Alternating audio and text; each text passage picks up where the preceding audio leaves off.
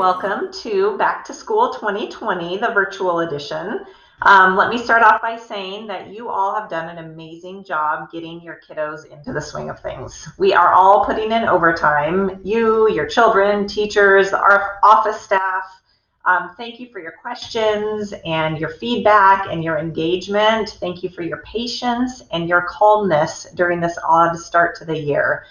I actually came across something the other day that I wanted to take a minute to read out loud to you because it really sums up how I feel and how I hope that you feel right now too. So it says, look at how much you have already managed to adapt to. Look how resilient you have already been.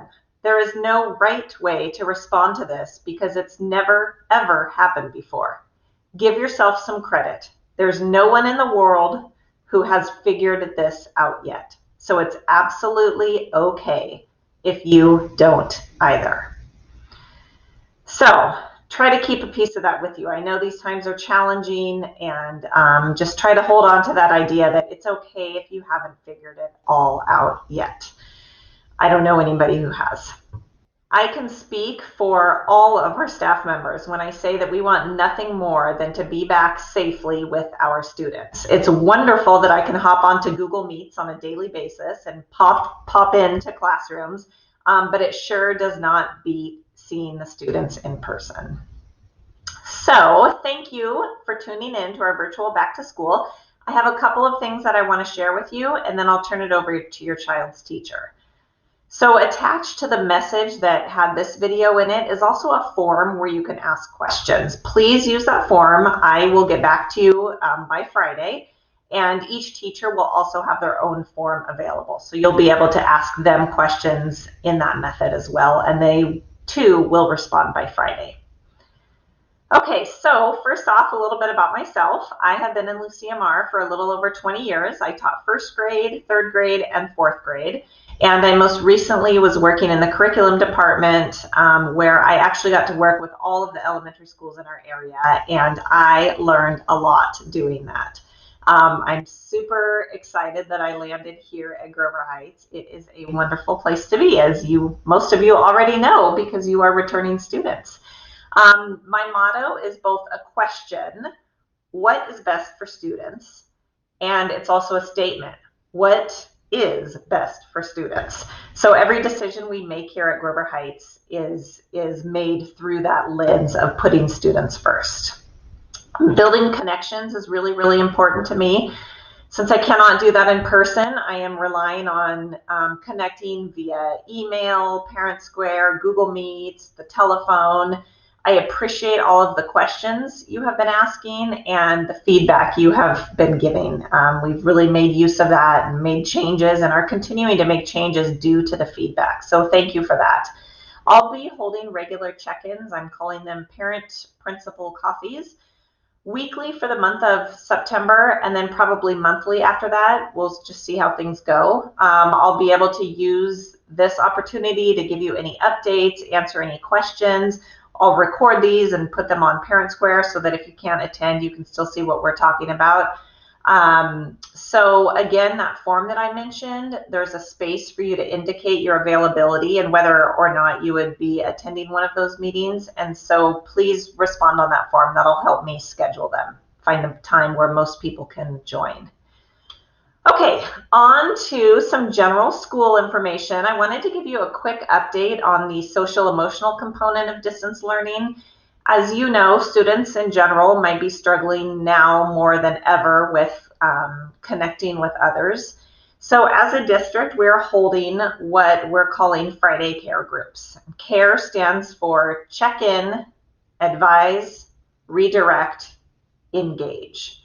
So this Friday Care meeting time allows teachers to focus on critical skills to help students build resilience during distance learning.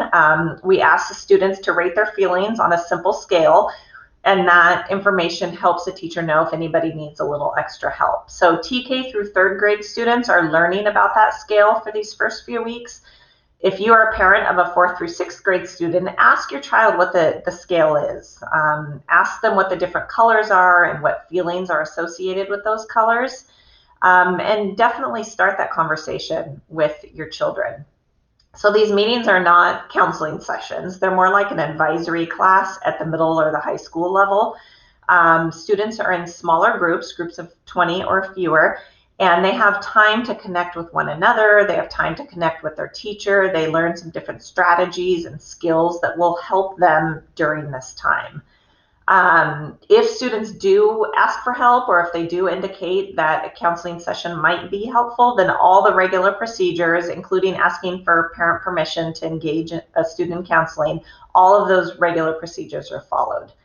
Our care meetings at Grover Heights are every Friday from either 9 to 9:30 or from 9:30 to 10. So if you're not sure which group your child is in, definitely reach out to their teacher. And that login meeting counts for the synchronous part of the day. So your child after that may have some small group interaction. They might have some work to complete, some homework to catch up on, but that first care group login is what counts for the day.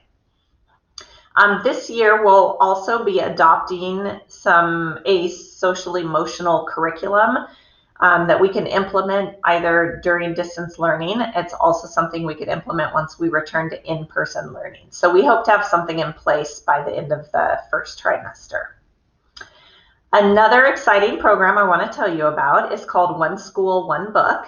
And the goal of this program is to help foster a love of reading, to build community, to increase literacy. It's a really fun way to do all of those things. So the basic idea is that each family in the school receives a copy of the same book, and we read it together. We ask families to read a portion nightly, or we provide read aloud so that you can listen together. We talk about the book in class. Siblings are reading the same book. Little buddies, big buddies are reading the same book. Staff members are all reading the same book. So as you can imagine, this can prompt some wonderful conversations about what everyone's reading, whether you're in kindergarten, 6th grade, anywhere in between, whether you're the adult involved. It's a really fun way to get connected. So we're planning on starting One School, One Book in the fall, but don't worry, we're not rushing into it. We know everyone needs some time to get settled. And speaking of reading, we are very excited that we will soon have the chance to let students check out books from our very own Grover Heights Library. And here's Miss Jackie to give you a sneak peek of what's to come. Hi, Grover Heights families. This is Mrs. Jackie in the library, and I'm just here to show you a little bit about accessing our library online. Here I am on the Grover Heights Elementary School website. If you hover over Academics here and then scroll down to Library Media Center and click on that, that will take you to our library page. There's lots of fun stuff on this page. There's pictures of the kids. We also have links over here on the right, information about box tops, which has changed this year. Also read alouds here. This is picture books and chapter books that we've been recording and reading and recording online. So that's the link there. And there's also a link here that will send you to our Grover Heights Library collection. And there will be another video on that coming out soon with more information. So bye for now. You can go ahead and click on that link and check it out now. We will be sending out some more directions next week, but you are welcome to check out the link a little bit later on after all the videos. Okay, so I wanted to also let you know about our supply pickup plan. We are adjusting as we go, and right now we're planning on having supplies available for pickup the first and the third Friday of the month. So these would be maybe if your child's teacher has some math workbook for them to pick up, or if they need some extra paper or something like that, they would have that put together for pickup. So we'll have the supplies out on the tables from 10:30 to 3:30. The first and the third Friday of the month, and your teacher will notify you if you have supplies to pick up. Not all classes will have things that they need to get picked up. So this Friday, September 4th, will be our first pickup day, and actually this Friday we'll be out there until 5 o'clock. So come by anytime between 10:30 and 5 if your teacher has supplies for you. We'll have everything set up on the grass, and please practice social distancing when you pick up your supplies. All right, moving along to attendance, and we are almost finished. Attendance continues to be just as important during distance learning. If your child is sick, please call the office and let us know. You can email a picture of the doctor's note if you have a doctor's note. If you are experiencing internet or power issues, then please let your child's teacher know right away. You can also let the office know because it might be something that we can help with. All right, one very last thing, please join our Grover Heights PTA. A video went out last week that talked about how to join and why you should join. So this is a great group of people committed to the students, and they have some vacancies on their board that they need to fill. So please consider, please definitely join as a member and consider joining, running for one of the board spots if you are interested. Okay, I am now going to turn everything over to your child's teacher. Thank you for checking in. Please make sure you fill out that form if you have any questions. If you need anything, please don't hesitate to contact us in the office. We are here to help and support however we can. So thank you so much. Have a wonderful rest of your time. Hello, second grade parents. Welcome to our version of Welcome Back to School Night or Back to School Night.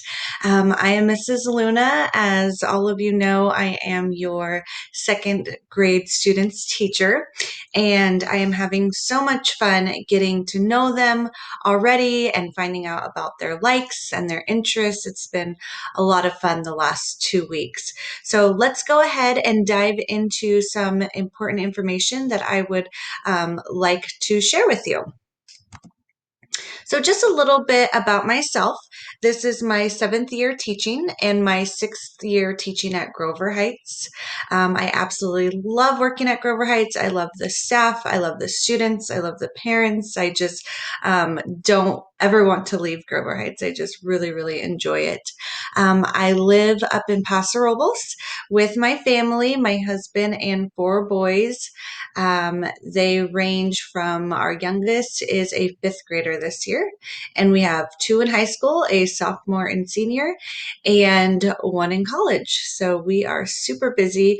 We love playing sports. The boys play basketball, baseball, football.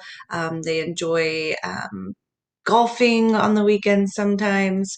So we love to be outdoors. We enjoy hiking, going to sports games. We enjoy going to the lake and boating, wakeboarding, things like that. And we love to travel. And I love to travel. So that is a little bit about me and my family. Here's some pictures of us.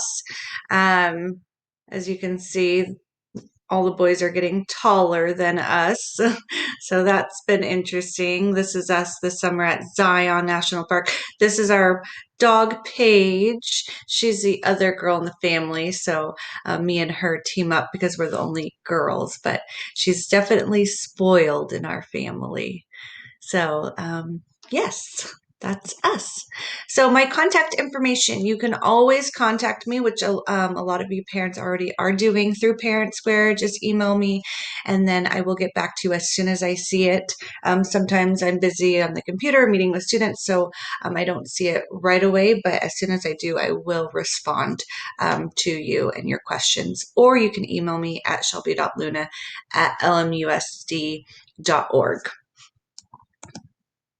So, in second grade, what will your second grader be learning this year?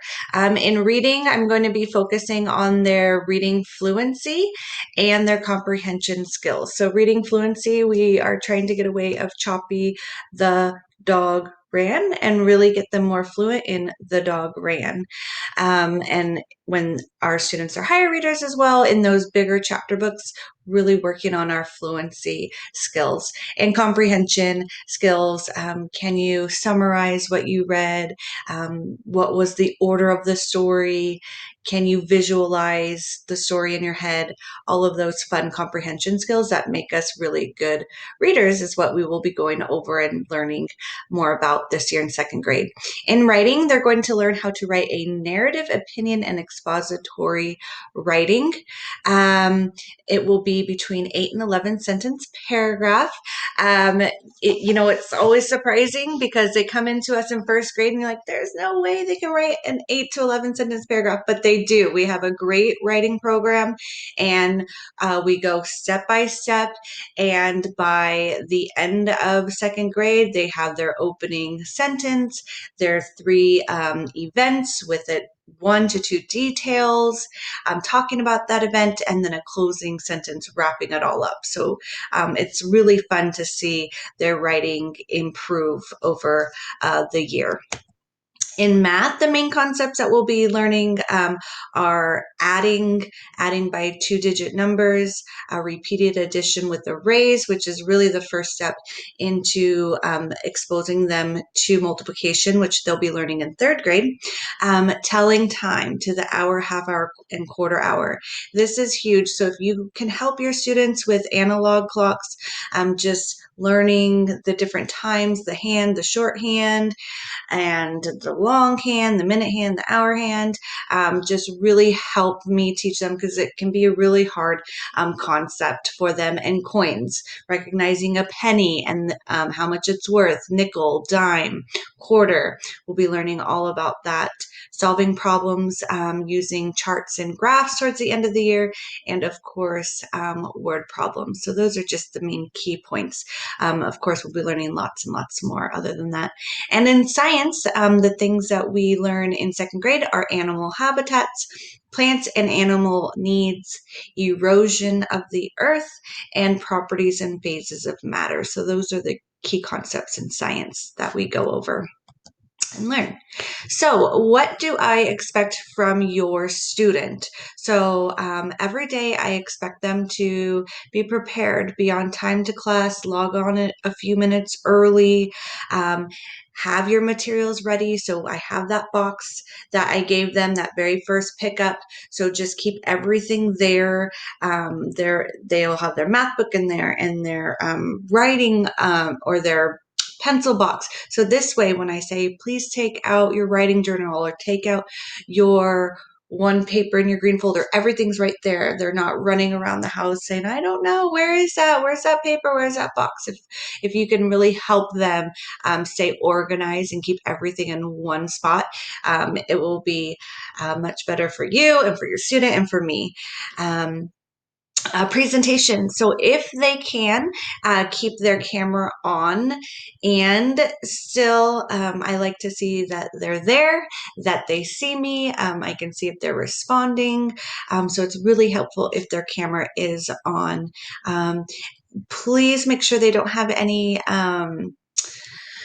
distractions, or some of the students have been bringing in stuffed animals, and I would like to keep that for maybe Fun Friday, because I know that's fun for them and fun for them to share. But that's something, either if they log on early they can have those, or on Fun Fridays, really not during the lesson. So if you could reiterate that to them as well, to not have any stuffed animals or anything like that to distract them, that would be awesome. Or, doing things in the screen or moving it. Some of the students were moving it around, and all of that is distractions to not only them and me. It's also a distraction to other students. So if you can remind them of those, and to dress appropriately. So we really don't want your kids wearing their pajamas when we're meeting with them, unless it's a pajama day. So if you could just remind them, it's just like school. Wake up, eat breakfast, brush your teeth, get dressed, get prepared, make sure you're ready for school. All of that will help this transition of distance learning. Speaking. So I just ask them to stay on mute and stay on topic when they are speaking. So if you could help remind them as well. I just expect them, if I ask a question, then they don't start talking about their dog hairy.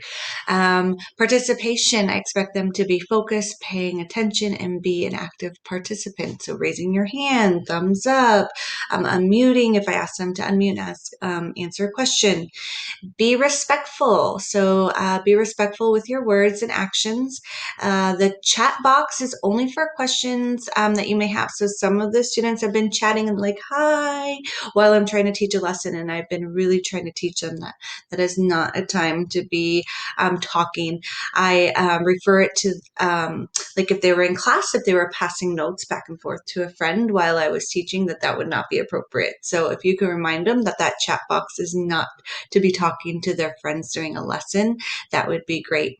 And using signals. So a lot of times I ask them to give me a thumbs up, thumbs down, put your hands on your head. So these are all wonderful signals that help me know that they're on task, that they understand, and that they're following along. Okay, so what are my expectations of you as a parent?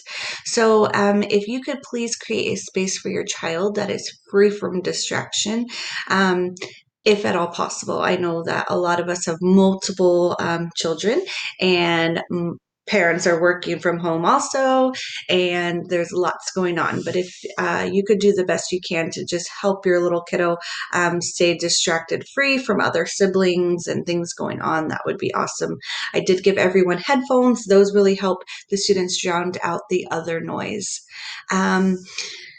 Just be aware that if your child does have the headphones on and they are unmuted, you might not realize it. You can't hear me talking because it's going through the headphones, but I can hear you and what's going around on. So make sure that your student does have it on mute, or else they can hear things going on around the house. Make sure your child has his or her supplies ready to start the day, like I already talked about. Please no parent questions during class meetings. So I know some of you parents, we really are working as a team, and you guys have been amazing, and I thank you so much for that. But if you can wait till the end of my lesson, a lot of times I say, if you know what you're doing and don't have any further questions, you can log off. And if you do, you can stay on. So a lot of you have been doing just that and staying on and asking your questions after that. So I really appreciate you not interrupting my lesson while I'm teaching. So thank you so much. Or you could always email me and we can set up a one-on-one time to meet.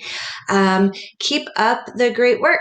Yes, so we are a team, and I appreciate all of your hard efforts and positive attitudes. You guys have been amazing these last 2 weeks. So thank you so much, because you really are, my helping hand.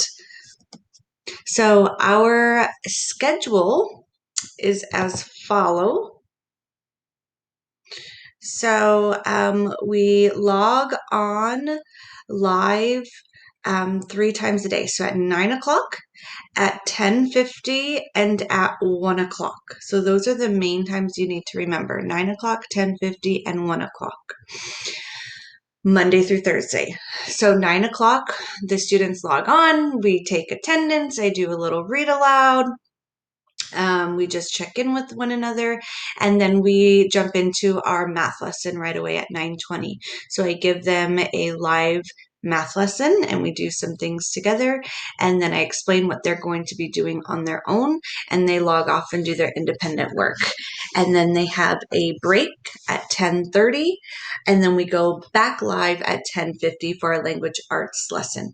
So again, I give a live language arts lesson. We go over the concepts together, we practice it together, I let them know what they're going to be doing independently when they log off, and then they log off and do independent work. In a week or so, I will be scheduling reading groups during that time, that 11:20 to 12:20 time, where I'll meet with certain students at a certain time each day to do reading groups. So I will push out that schedule and let you know what time your student needs to log on every day for their reading group. So that will be an extra time for them to log on for reading, but I will let you all know once I start pushing that out. Lunch is from 12:20 to 1. Then we come back at 1 o'clock. And on Mondays, so we do science. Tuesdays and Thursdays, we do writing. Wednesdays, we are going to be switching off between art and read alouds from our librarian, Miss Jackie. So that's a lot of fun on Wednesdays. And then they log off, do independent work, any work that they need to catch up on, and then their day ends at 2:30. On Wednesdays, they do need to log into their PE class at 1:40. So that's from 1:40 to 2:30. On Fridays, it's a little bit different. So they log on at 9 o'clock and we do a care group where we talk about emotions and feelings and how can we handle disappointments or frustrations and all of those feelings that we are all feeling every day. So that's really fun care group on Fridays from 9 to 9:30. And then they log off at 9:30 and they have the rest of the day to do independent work, to catch up on work that they might have missed throughout the week. And I also post math extensions and language arts extensions. So they, like today, they had to read for 20 minutes, log on to Dreambox to do online math games, log on to Lilo to do online language arts games. So it's nothing new. They don't learn any new curriculum on Fridays. They just go back and make sure that everything is completed and then work on some fun activities through computer games and things like that. We do have a fun Friday that the kids are loving at 10:50 that they can log back on. Last Friday we did Share Your Pet. So that was a lot of fun seeing everyone's pet. Today we did Share Your All About Me posters that your students worked so hard on that first week of school. So that's just a fun time for us to have fun. It's not school related. It's not curriculum based. It's just a time for us to connect and have fun and for the kids to socialize and make those connections. Your student does not need to log on. I'm not taking roll so they don't get marked down if they can't make it to that 10:50 time, but it is a really fun time for them to socialize. Let's go back to our PowerPoint. Okay, so Google Classroom. This is where we mark everything down for your student's assignment. So when you first log on, this is what you will see: my information, my class code, and the Meet link. The Meet links are available 5 minutes before class time starts for them to log on. And so if you don't see it, it just means that I haven't made it visible to everyone yet, and I will 5 minutes before class starts. So if I have any important announcements, I'll put them in the stream, and any important videos or anything like that. I will never post any assignments in the stream. So the stream is really just for me to make announcements to you or the students. Under classwork is where you will find your child's weekly information. So whatever day it is, you'll see the day there, and then the work will be underneath Friday. So for today, Friday, you can click on it and it would say finish any incomplete work. Language arts, log on to Lilo, and here I have the link to get to it. Daily reading log is linked to our reading log that they track every day. Friday typing, they can log on to Typing Club through Clever. Friday math, it just tells them exactly what to do. Now, if there is an assignment attached to it, it will look something like this. So I have some videos that they can do, and then here's a Google slide for them that they would open up and complete the work. Most of your children and students know how to turn in the work. If you are still confused and are not exactly sure how to turn in the work once it's complete, go ahead and watch this video. It will show you from your student's perspective. If I try to explain it right now, it'd be a little confusing because mine looks different from the student view. So please watch this video and it will explain to you how to view or turn in your student's work. Also at the top of your student screen, I believe that there is a link that says view work. And if you click on that, your students' work will show everything, what has been turned in, what's missing, what their grade is, if it was graded. So that's a really useful link to click on. It says view work or view assignments. So that's a really cool tool to use. So everything on here is where your students' assignments will be for that day. Now, after each week, what I do is I combine all of these assignments into a week. So here I combine everything into week 1. So after today is Friday, so after today, I will link all of Friday, Thursdays, Wednesdays, Tuesdays, and Mondays work into a file that says week 2, so that if you ever need to go back to anything, it's still all there for you guys. It's never deleted or erased. Okay. So that is Google Classroom. Always send me an email if you have any questions about Google Classroom. I know sometimes it can be a little bit confusing. So Clever is a program that your students are linked to, and it has all of these really cool apps. So make sure that they are linked to Clever in order to get these apps. So under My Classroom, I have some of these pinned for them. Seesaw, this is our reading program, Dreambox for math, Typing Club, Learning A to Z, Brain Pop.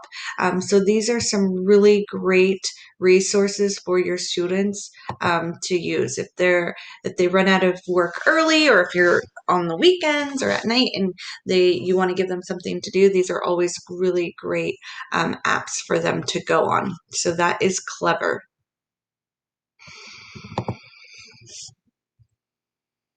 Okay, supply pickup.